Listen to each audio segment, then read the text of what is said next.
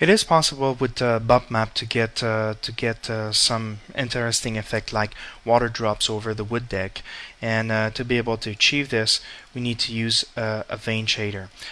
For the sake of demonstration, I'll just use a different fong shader.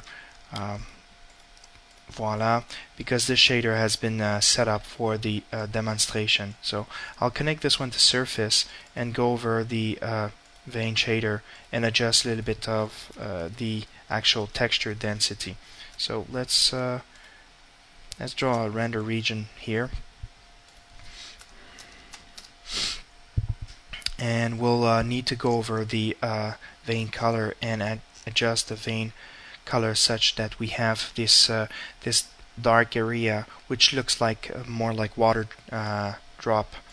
And now we need to adjust the values that will give this very interesting look, which is a water drop. So I've previously cooked up some values for the sake of the demonstration. Now we have the water drops starting to shape up here, and we'll go to texture, the texture tab, and enable bump mapping. Now, as you can see, the effect is more like that. It creates some sort of a shadowing effect. This is due to the fact that the bump step is not set correctly. It is really important to understand that procedural shaders don't have any particular resolution. It can be rendered at any resolution, and it will always be precise. And because of this nature, there's no concept of next pixel or anything like this. So you have to adjust the bump step to the density of the actual procedural shader. So if it contains really high frequency, you need to lower the step until the actual visual artifacts like duplication or mirroring or whatever you call that disappears. So I'm going to change this value. I'll go to 1, which is the smallest one. It still does not resolve the effect. It does not resolve the duplication. So I'll go in the script editor here. So let's go over this and increase the rendering resolution, clear this value, and open this and type in these by changing the actual slider. I'm actually prompting the script lines to be logged, and this way I can actually start to change the resolution. So with the density I'll be using, I think a resolution of 2048 is quite adequate. So if I adjust the value here to 1 pixel on a 2048, let's say I consider this vein texture to be 2048, I will be able to get a proper water drop look using bump map. Now that I have created this, what I need to do is actually extract very specific matte to be able to control reflexivity, specular, and also transparency. Now I need to go to a color matte. Color matte is some sort of a very basic keyer, and we'll be using the average RGB color or value, and use that to extract very specific illumination intensity from the file. So I'm going to use this, and the reason why I type 10 is because I really want to have bright reflection and bright specular highlights.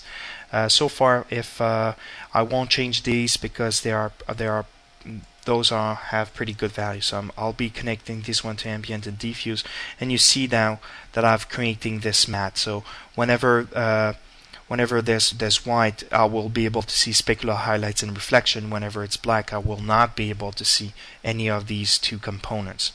Now we'll connect this to specular and also reflectivity.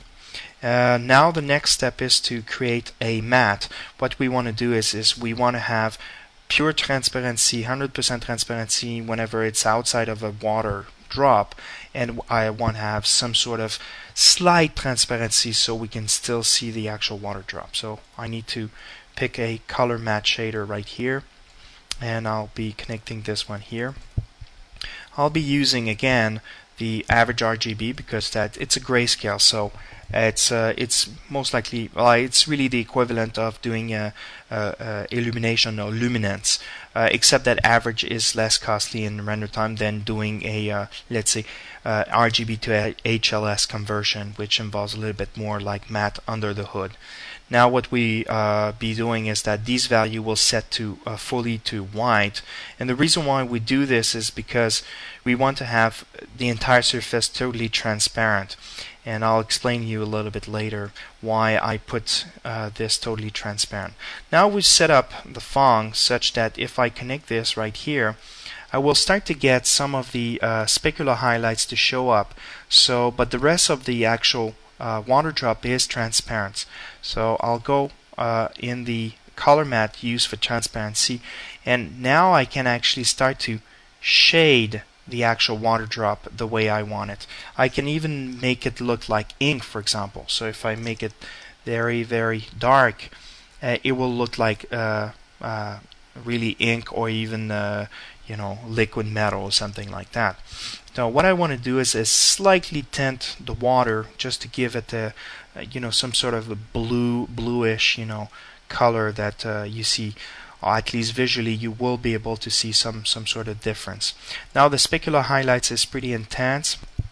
Let me see if I modify this, if I get a better reflection map and also intensity. That's pretty good. The specular highlights is not so bright. Now I start to sense that the water bubble has a certain thickness and start to pick up light. Actually, this grid is slightly offset in Y, and it's over the floor, the wood floor deck, such that you have the impression it's really on the floor.